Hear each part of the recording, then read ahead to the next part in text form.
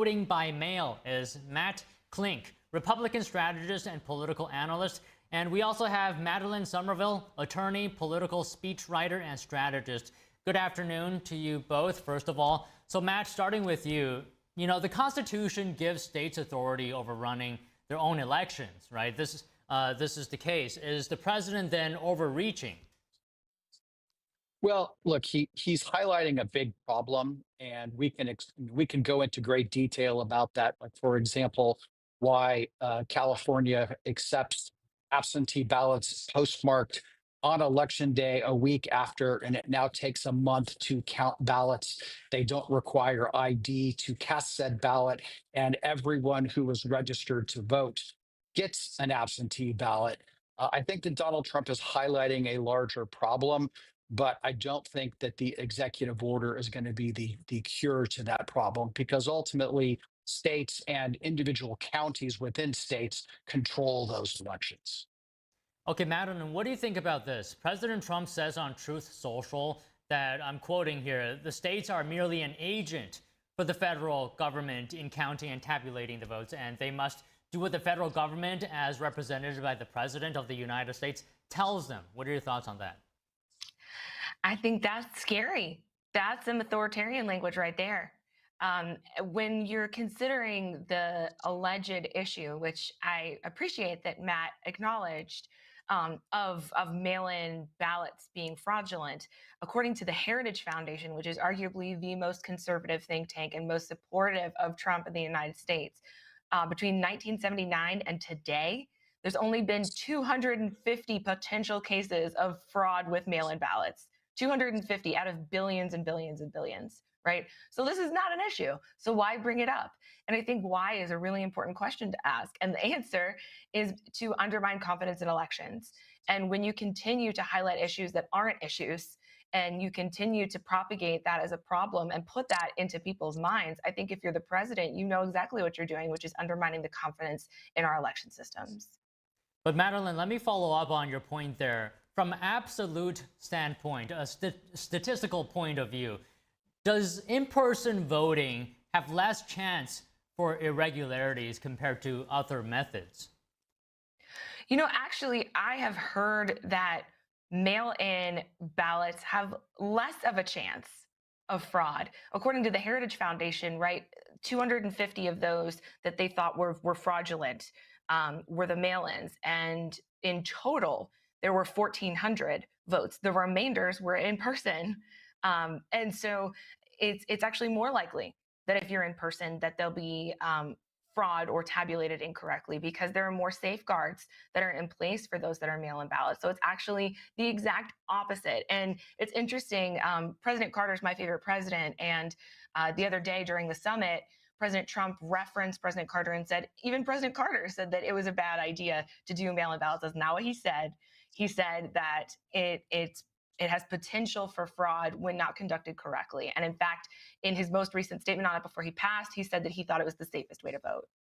Okay, Matt, let me get a response to what you heard from Madeline. Madeline raises some valid points, but the problem right now is that there is such significant variance when, for example, you allow people who are in this country illegally to be given driver's licenses. They then register to vote, and we do have examples of people registering to vote. You then have, every single person who is registered to vote in California receives an absentee ballot via mail. They turn in that ballot, and it takes a month to tabulate said ballots. They're not allowed then to share those ballots, so you can't check to see who voted fraudulently. I think that the technology is there if we want to make this ultimately secure. And what I think Donald Trump is trying to get at is that many states, ironically enough, the Democratic states don't believe in using voter ID to prove that you have to vote. And in terms of absentee ballots, look, states are going to do what they want to do. It would be great to go back to what it was like when I was a kid, where you went to sleep on election night and you woke up the next morning and knew who won. We should make it easier for people to vote. We should have Maybe vote on Sunday, maybe vote over 2 or 3 days. I'm in California. We've been voting by absentee ballot ever since I started to vote. So I don't necessarily have a problem with that. But what I do have a problem with is the lack of assurances that the right people are voting and the system is rigged so that you can never check. And then the Democrats say, but there's no evidence of fraud. Well, if you can't check, there's no way to prove whether there is fraud or not. So I would we love to can make respond if this, I we can could. accomplish both. We can help both out. We can make it easier to vote, and we can make sure that only those who are allowed to vote, vote. Okay, Madeline. Sure. So only those who are allowed to vote, vote. I don't know what the stats are in California, but I can tell you that in Georgia, in the 2020 election, there were, from different studies, because I looked at all of them that were considered legitimate, between 3 and 11 potential illegal immigrants that even registered to vote, right? And it was 3 or less that would have been counted. Illegal immigrants voting is not a problem in the United States of America, period. It's not an issue. And to continue touting that as a problem is serious. And Democrats do believe in voter ID. You still have to show something. They just don't believe in No, you certain don't. forms of ID No, being you required. don't. No, Absolutely, you we do. don't. In every state, it's required. Okay. I beg to differ. In California, that's not the case. All right. California is off One the at a radar, time. okay?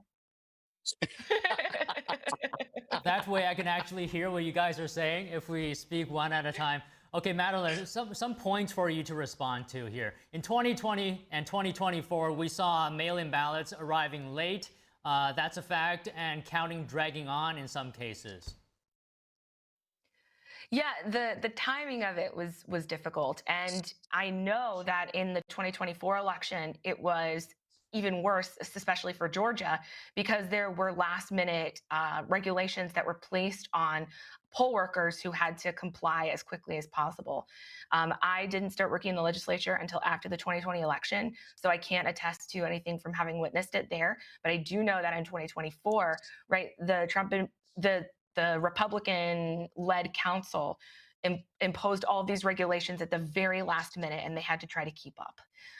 And so I'm not sure if that was the problem in the first place. I mean, you can always do things that make sense, but when you try to impose regulations 6 weeks before an election after everyone's already trained, of course you're going to have delays.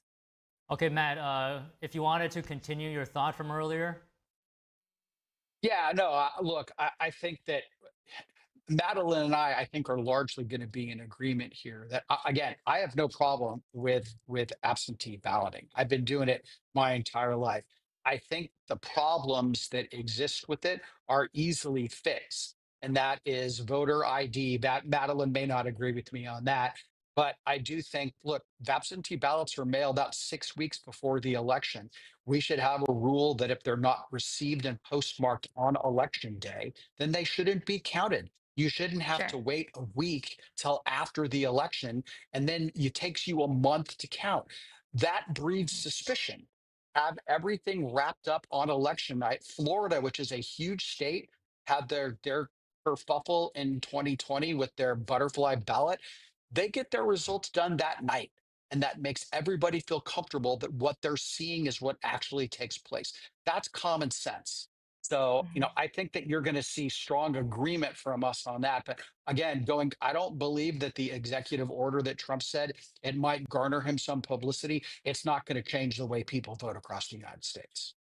Okay, Madeline, let's get your response and also talk about how we can improve trust among Americans in the election system.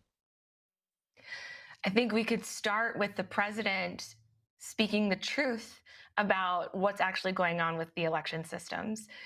When I was in the legislature, I had the opportunity to read the studies that Secretary Brad Raffensperger authored and conducted 3 different times in order to make sure that there wasn't fraud in our elections. And like I said, it was between 3 and 11, but they settled on 8 ballots right after checking 3 times. And yet we have the president asking Georgia for, what was it, 1,100 some votes. I think it starts at the top. When you start perpetuating these falsities, it makes it difficult for me to trust him in general, right? I'm a talking head. I come on and I talk about these things and I try to be as neutral as possible, but I can't give him the benefit of the doubt when I know he's going on TV and telling his supporters things that aren't true and then repeating them to people like me who are saying, but wait, it's not true. How can I defend myself against that when the facts aren't enough? Okay, Matt, do we need a cleaner, simpler voting system? You were talking about this point earlier in this conversation. How do we achieve that? Well, I think that there are some common sense reforms that are neither Republican or Democrat led that would make the system certainly more straightforward. Look, I think that why we vote on the first Tuesday in November is an artifact of times past. We could easily vote on the weekend, and it would make life a lot easier, and it would probably make it more convenient for women and men that are punching a time clock to get in and vote. I think that we could make it so that, if your ballot is not received on election day, it doesn't count, period. That's why we give people ballots 6 weeks early. These are just those aren't even the controversial ones. We could get into voter ID, which I know that then there's well, minorities and old people have a problem getting IDs, which I think has been largely disproven. But let's not even go there. If those first two things happen, it would make elections so much easier. And I will finally, in response to Madeline, this is not a Republican problem. It's a Republican and a Democratic problem.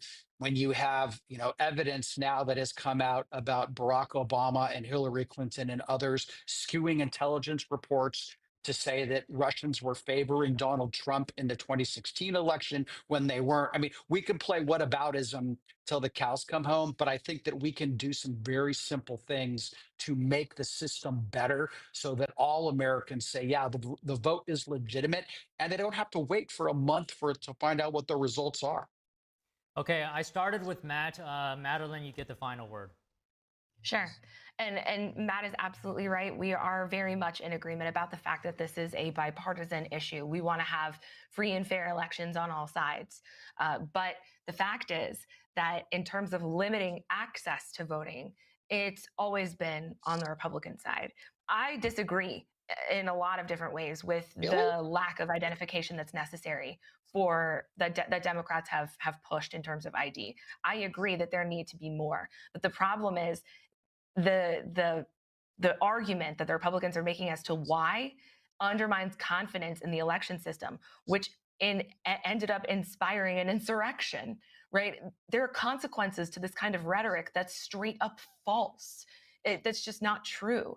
And we're getting a little off topic here with talking about Hillary Clinton and Barack Obama, but that it speaks to the larger issue, which is let's hear the truth from the White House about what's going on here. Because when somebody asks me as a Democratic strategist, are you worried about authoritarianism in the United States? When I hear falsities come from the White House, it's hard for me to defend against it. Well, okay, I'm Madeline, for the party that pushed Jim Crow laws for decades in the South, it's ironic that you said that the Republicans are at fault. All right. Okay, I'm sure there's more to be said about this conversation, but you both have raised a number of great points already. I think we can leave the conversation here for now. Thank you both. Thank you. Thank you so much. Coming up, governors from 3 more states have approved